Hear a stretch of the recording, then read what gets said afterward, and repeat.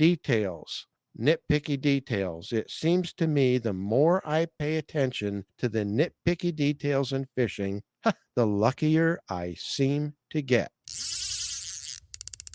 Time for the Angler Within podcast with Roy Bilby.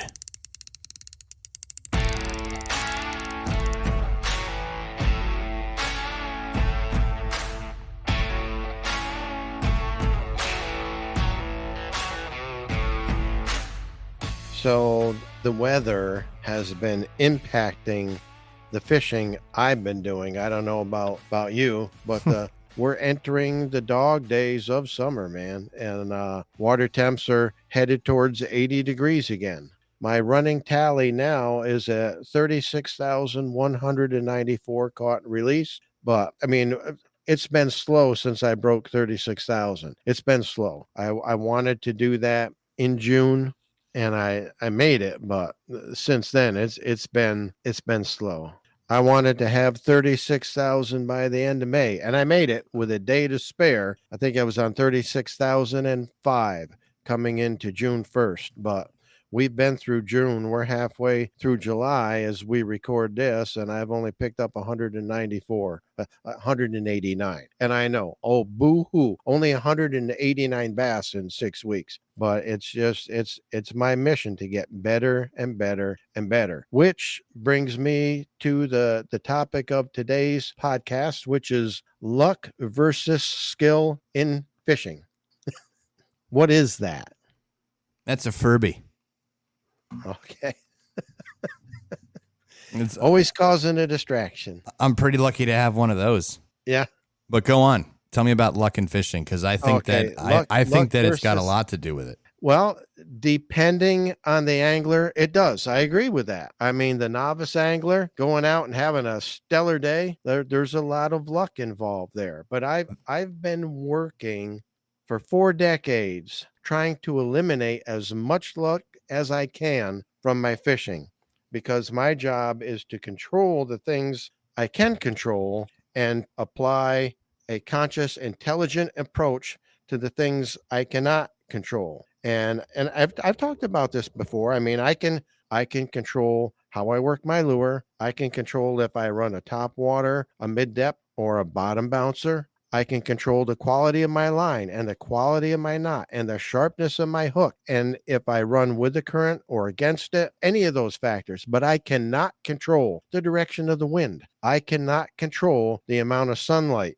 or the angle of the sun on the water, or how much cloud cover there is, or if a cold front blows in. Those things I can't control. So rather than stress about those, I have a very calculated approach, which I've developed over decades of doing this, that help me confront those conditions and come out with a positive outcome. There's a common phrase out there, and I hear it all the time. The guy said it the other day. They were working on an engine and that wasn't running right on an outboard. And these guys aren't boat mechanics. They're just friends of mine. And so he messed with the firing order, and it ran a whole lot better. And his buddy said, "Hey, I'd rather be lucky than good."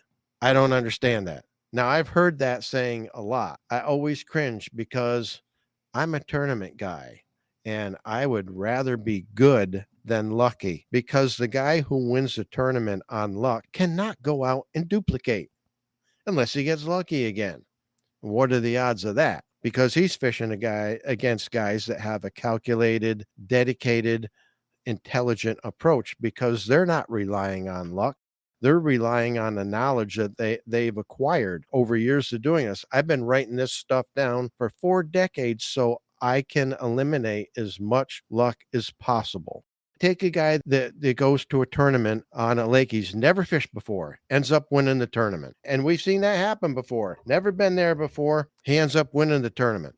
You've never been here before. What was your approach? 9 times out of 10, they'll just shrug and go, "Hey, I just got lucky." Now, one of two things here. Either they actually believe that themselves, or they don't want to tell people what they figured out in case they come back to that lake again. And that's my guess. I'm thinking 9 times out of 10, they're banking on the club coming back to that that lake for another derby, and they don't want people to know how they caught fish. So they just say, I just got lucky. Let me put out something here, and I'm really not going out on a limb when I say this, because I don't believe anybody's plunking down a good healthy chunk of change to enter a bass tournament thinking, I hope I get lucky and win. I don't think people are doing that. I know I'm not. If I pay money to fish a competition, it's because I believe I have the skill sets to go out that day on that body of water. And if I do my level best to control what I can control and have a committed approach, intelligent approach to those things I can't control, that I'll come out on top or hopefully very near the top. I don't rely on luck. I will admit, sometimes there's luck involved. Just the other day, I was just fishing a local lake, and there's one dock on this lake. One, it's a private lake, one single dock. And that's where you have to put your boat in. So I always fish all the way around this lake. And when I come back, before I pull out, I'm going to pitch a jig to that dock because it drops right off underneath it. So I pitched my jig and I missed the mark. I didn't think I landed close enough to the dock. Wasn't happy with my cast. So I go to crank it right in, and my rod loads up, and I catch a 2.5 pound largemouth. I think there was a little luck involved there because I thought I had to be closer to that dock. Now, this water is fairly clear. So apparently, if that fish was relating to that dock and there's nothing else there, he probably saw that jig drop through the water column and shot out and got it. I didn't think I was close enough to the dock. That's why I immediately started cranking in, because I thought I messed up the cast. But my rod immediately loaded up, and I caught a nice fish. I considered that a little bit of luck involved there because I didn't execute well on my presentation. I didn't think. I think in that instance, there was a little luck involved. And I'll tell you what, I'll take it. But I'm not going to count on that next time. Next time, I'm going to drop that jig right against the face of that dock so it drops back vertically right from that edge. But in that particular scenario, it did work out. It's like I kind of equate it to professional poker players. Now, these guys are playing cards. The guys that are at the top of that game, the professional poker players, Texas Hold'em, and all those guys that make a living doing that, do you think they're trusting their livelihood on luck? No, of course not. Of course not. These guys, first off, they're all very good at keeping track of things in their head, watching the cards that have fallen, watching the cards that have already played. They're calculating the odds. These guys are all mathematicians. They're very good at the numbers game. And as they see what cards have been played, they're playing and calculating the odds on what's remaining on the deck based on what hand they've been dealt. And it's a risk reward scenario. They're going to play them close to the vest if they believe it's a long shot based on what cards have already been played out. And if they're going for something like a flush or a four of a kind, and they know those cards are still in the deck and it's dwindled down, odds are in their favor. It's a low risk, high reward scenario. These guys watch the cards, and they're very good at what they do. They don't make a successful career on luck. The guys that are trusting luck are the guys who are going home, because the guys who calculated the odds and measured the risk and rewards are going home with the money from the guys that were counting on luck. That's just reality. Now, every once in a while, luck plays a hand, but that is not the norm. If you're relying on luck, the odds are way, way, way against you. And it's the same deal with tournament fishing. Luck is a four-letter word in my opinion. And I've quoted Doug Stange before on one of the things that he said that stuck with me over the years. And he was talking about details, which is, again, the whole point of keeping my journals is to record all these details so I can read the water, read the conditions, and swing the odds in my favor based on past experience, calculating the odds, understanding how fish relate to certain environmental conditions, and the presentations I'm going to put in front of them. It's all in the details. And he said, and I quote, details nitpicky details. It seems to me the more I pay attention to the nitpicky details in fishing, the luckier I seem to get. Unquote. And so many people think, man, that guy's lucky, yeah, what a career he's made on being lucky. No, nobody does that. So how do you eliminate the luck factor in fishing? What's the real secret there? The secret, and it's no secret, it's in preparation, folks. And all the detail I include in those journal entries have helped me define a very well defined, calculated approach, no matter what the conditions. Because in 40 years of doing this and writing it down, I don't think there's a single scenario I haven't run into countless times. Everything from bluebird sunny days where the air is dead still, high pressure systems, to a front coming in and the clouds and the sky getting dark and the sun disappearing and the chop getting on the surface and the leaves flipping up on the trees. And oh man, they're going to bite for a while. You learn to recognize these cues that nature gives you if you increase your circles of awareness. That's something the Indians used to talk about, circles of awareness. That's why they were so good with their hunting skills. They were aware of their surroundings. If you've got one of those days when you're headed out to fish and there's a lot of deer moving in the morning, there's a lot of wildlife crossing the road, there's a lot of birds in the air, there's a lot of wildlife activity, guess what? Fish are moving too.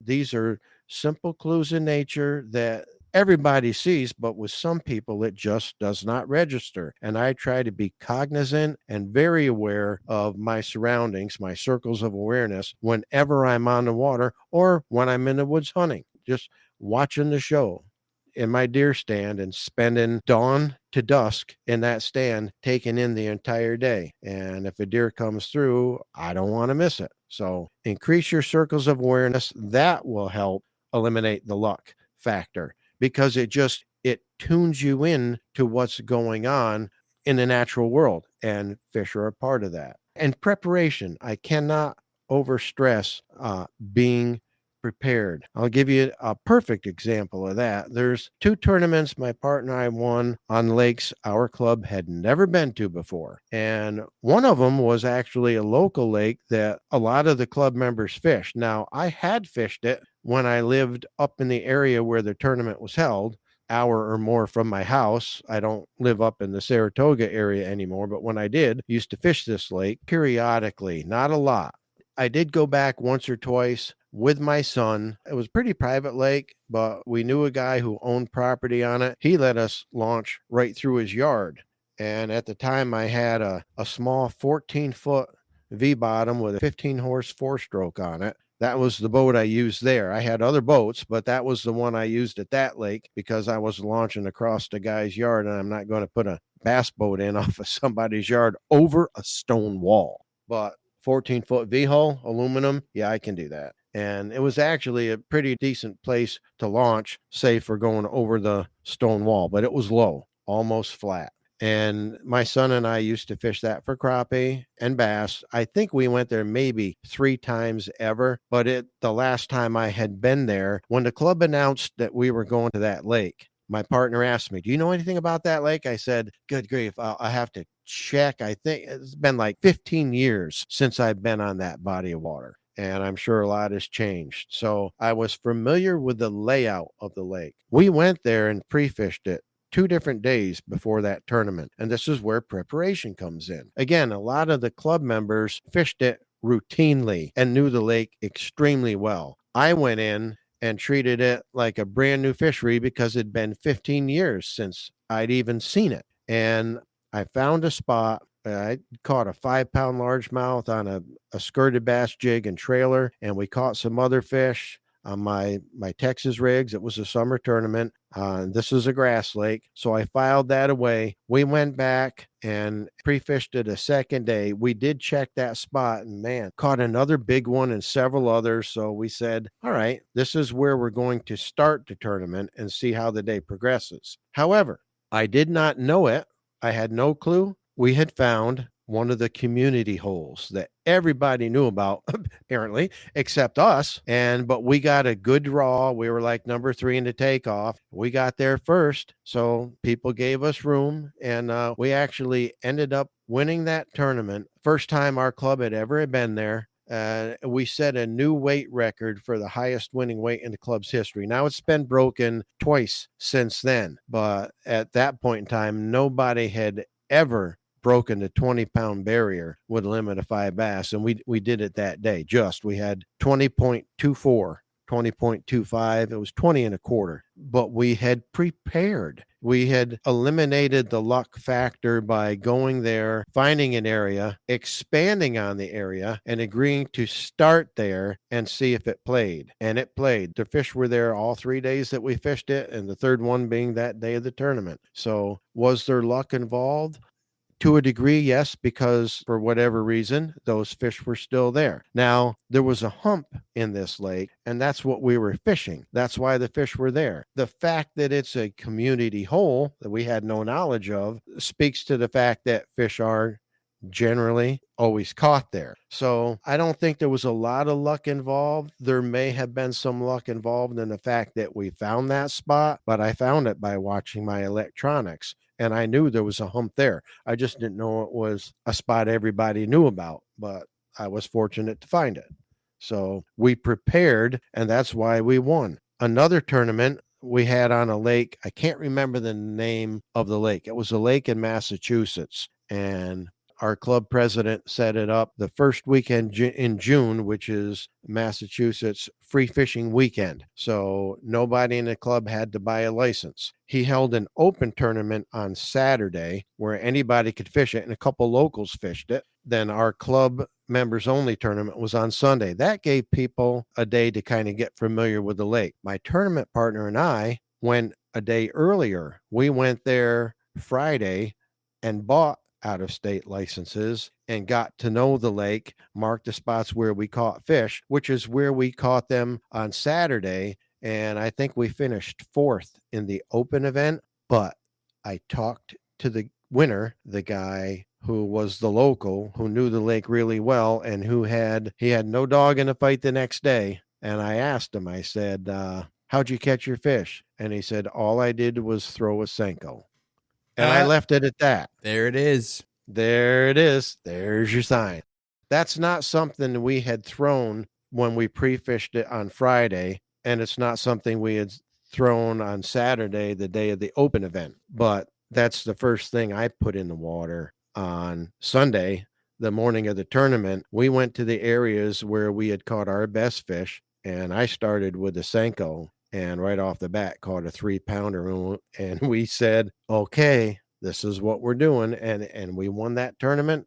Club had never been there. We prepared for one more day ahead of everybody else. And I was brazen enough to walk up to the guy that won on Saturday and asked him what he caught him on. Apparently he was honest with me. I got good information, but hey, he knew the lake really well. He knew what they liked. He could have told me get lost, but he was honest, and it made a difference. We won the tournament. So the point I'm trying to make here is here's 2 lakes that our club had never been to before. Did we get lucky in those tournaments? I think not. I think we had a calculated approach wherein we went and we fished both lakes actually 2 days prior to the tournament. I mean, the first lake I talked about, we fished 2 different weekends before the tournament actually was held. The one in Massachusetts, it was the 2 days prior to the day of the tournament. Our club at that time did not have any rule about pre-fishing the day before tournament. And a good thing, or otherwise he wouldn't have held that open tournament the day before our club event, because that would have breached the club rules. But there is a rule in place now. Nobody's allowed to pre-fish the day before a tournament. 2 days before, you're fine, but don't fish the day before. And with our year-ending classic championship, nobody on the water the week prior to the championship. That just kind of levels the playing field. And I'm all for that. Let's all go in cold and see what we can figure out. The reason we won those 2 tournaments is because we applied ourselves, we invested the time and tried to get to know the lake and how the fish respond to different presentations. We did our best to control the things we could control, applied ourselves and our knowledge to the things that we couldn't control, and did our best to eliminate luck as much as possible from the equation. It's like deer hunting. The more I study deer hunting, the more I get into it, the luckier I seem to get. I'll tell you a little story about my wife, who I love dearly, who saved my tournament career by teaching me how to clean my live well. Oh, yes, I She remember that story. she also made me a better deer hunter because years ago, when I was 20 years into writing my journals, I was not anywhere I wanted to be as a deer hunter, 10 years into my journals. And I was always lamenting, the why can't I? I wanted to be that guy that got 2 or 3 deer every year because I knew those guys. And I would get one, and then I go a few more years, and then I get one, then I go a few more years. And it's frustrating because I want to get better at this. And my wife just looked at me and said very bluntly, if you studied deer hunting the way you studied fishing, you would get better. And I kind of laughed that off and I said, oh, you don't understand. Fishing is easy. Deer hunting is difficult. That's what I thought. And I honestly believe that. I honestly believe that fishing was easy because it had gotten much easier for me, well, much more productive for me because of the way I had applied myself in studying it. And I just viewed deer hunting as a much more difficult proposition. Had I thought about it and kept an open mind, I would have realized that those guys I knew that were getting 2 or 3 deer every year, some of the best deer hunters I knew, could not catch a fish to save their life. And I'm like, I don't get that. Fishing's easy. Well, it appeared easy for me and to me because I had invested so much time into it, figuring out how to make it more productive. And I was still in the process of learning that. But where I had been 10 years prior to keeping the journals, my numbers just doubled and tripled and quadrupled. And just, I was learning so much. Well, turns out I started reading everything I could on deer hunting. I was hunting blind. I had no mentors for deer hunting. Nobody in my family hunted. I had no mentors. So I started reading everything I could, reading more into the hunting magazines, buying books, watching videos. And I went out with a few deer hunters and who I thought were really, really good, hunted with them at different places and different times. I learned stuff from everybody. The thing is, the more I got into it, the more I got out of it, the more I got off the ground and started using elevated stands and paying more attention to where my scent was and paying attention to wind direction and learning how deer move, how the thermals work in the morning, how they work in the evening. All these things that I was reading about, I could just simply go out and apply. And lo and behold, she was right because I became that guy that gets 2 deer every year on average. Some years 3, some years 1. I aspired to be and became that guy because I took my wife's advice. So, guys, if you're married, listen to your wife. She's right. I'm just going to put that out there. This year will be our 44th year on August 30th. Yes, I remember our anniversary. I remember those dates because I'm a numbers guy. I count deer, I count turkeys, I count fish. I can't help it. That's just the way my brain's wired. I'm a numbers guy. If I said 43 or 44 is coming up, how many years? Yeah, no, it'll be 44 years this year. 44 We were married years. in 1980. I wasn't born. I wasn't born till 81. Really? Yeah. Holy cow. I could be your dad. Yeah, you could be. You could be, Pappy. Yeah. All right. We're done with that. Pappy Roy. Yeah, we're done with that. Pappy. But I started paying, it's the same thing with the fishing, the details. I started paying attention to the details in deer hunting, and my success really, really went up tremendously. And yeah, now I'm that guy that, averages 2 a year, and younger guys that I've taught to hunt and shoot look up to me as this great hunter. And I'm like, hey, I know where I came from. Okay. I do okay, but there are great hunters, and I don't put myself in that category. I think I'm a stronger fisherman, but I tell you what, I enjoy the deer hunting, the turkey hunting. We've talked about that. I enjoy it all. The whole outdoors. God gave us all these creatures to have dominion over so that we can eat nutritious meals, and but it's the love of the chase, the pursuit of the fish, the pursuit of the wildlife that always keeps us going back. And yeah, we all want to fill our game bag. We all want to make that harvest, but any day you're out there is a good day. I can honestly say I've never had a bad day fishing, because even if the results were poor, I was doing what I loved. I was in my element. I was in my happy place, and that is outdoors, whether it's in the woods or on the water. So again, the whole point of discussing all this, and I hoped it helped, is trying to eliminate, luck as much as possible from people out there who are trying to get better. Luck versus skill in fishing. In the early days, I think there's a lot of luck involved. But the more you apply yourself, the more you educate yourself and try to learn about fishing by watching videos, reading books, listening to podcasts. All these resources are out there that didn't exist 40 years ago when I started keeping a journal. We had a few fishing shows on TV. That's it. And we had VHS tapes. That's what exists. Now, this was pre-internet. This you couldn't Google anything. Yeah, the only time word people use the word Google was if somebody was acting weird and all googly eyed. That's the only time you heard Google. And yeah, you remember those phrases? Oh, I do. Googly Okay. eyes. But you grew up with the internet, right? Not quite. I mean, yes, in a way. Internet we got it in my house when I was in 8th grade, probably. We got dial up back then, and then we had, and then so I guess I grew up with it in my adolescent years. Well, let's just go date ourselves here. When we got married, there were no cell phones. You had a rotary phone. If you were cool, you had a push button phone. The rotary phones were the worst, because if you made a mistake about 9 numbers, you need to start hit the over button again. And start all over. Yeah, push button phones were ultra modern. We had those, and then they went to cordless phones, but you had to stay near the receiver. You couldn't walk too far away. And if somebody hold on, let me walk back to the kitchen. I can't hear you. And if somebody had a scanner, they could hear you next door on those things as well. Yeah.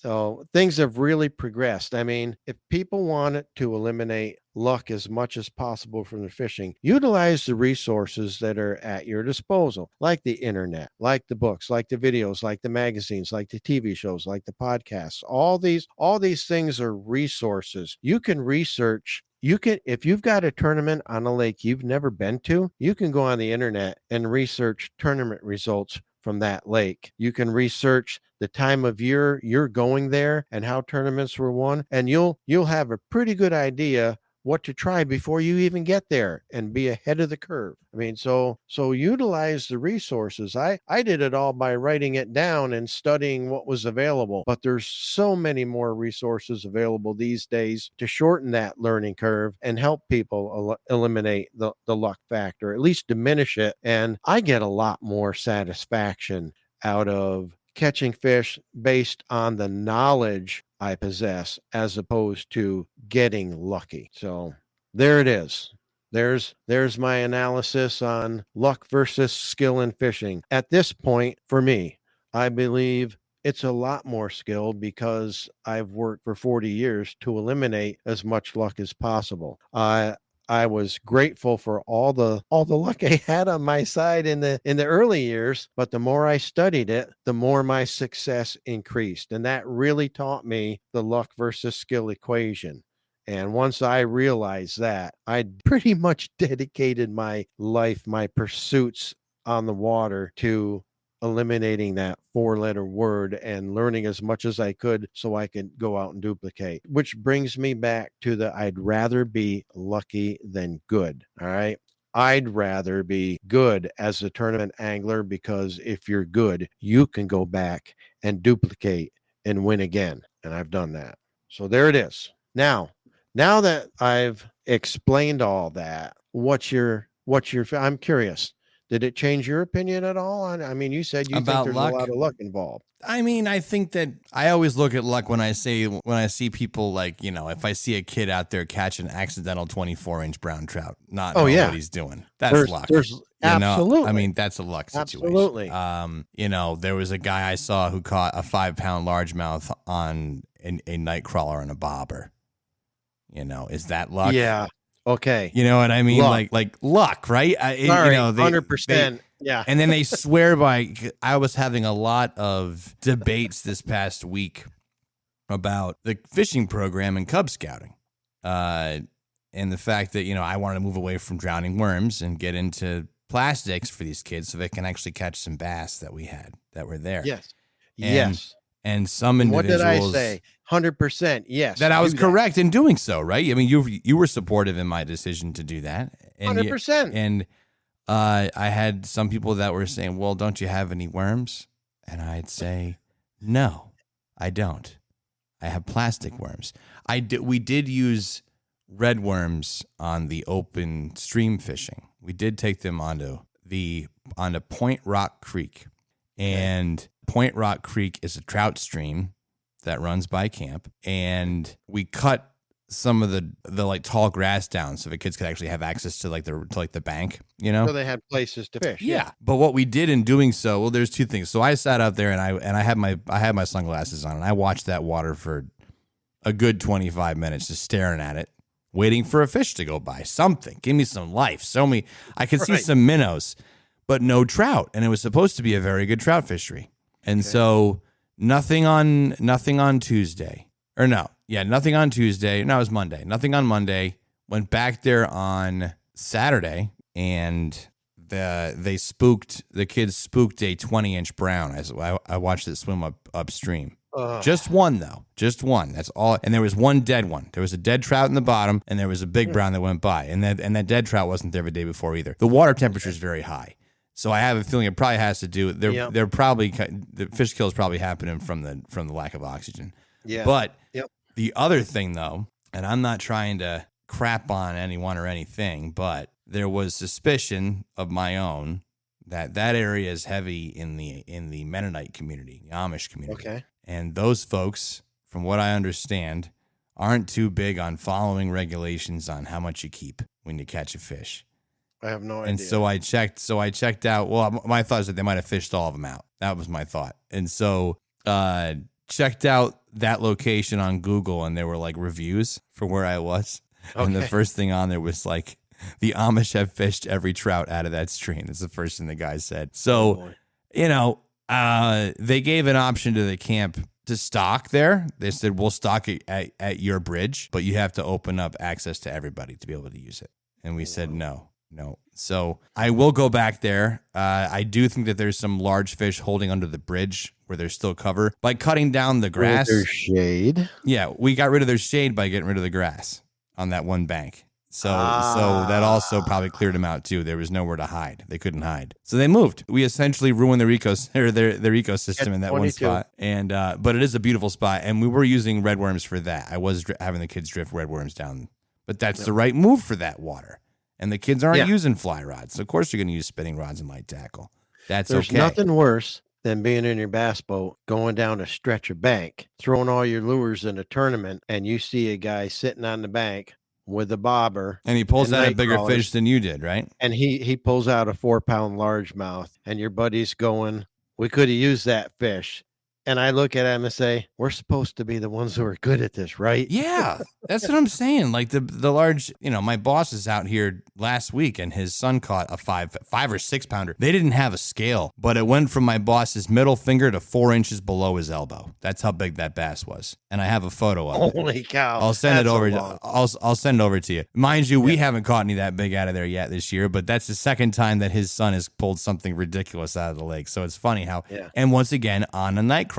So was his son getting lucky, or was he using the right bait for the right time selection? He knows that night crawlers sometimes work out there. I'm not going to throw a night crawler ever.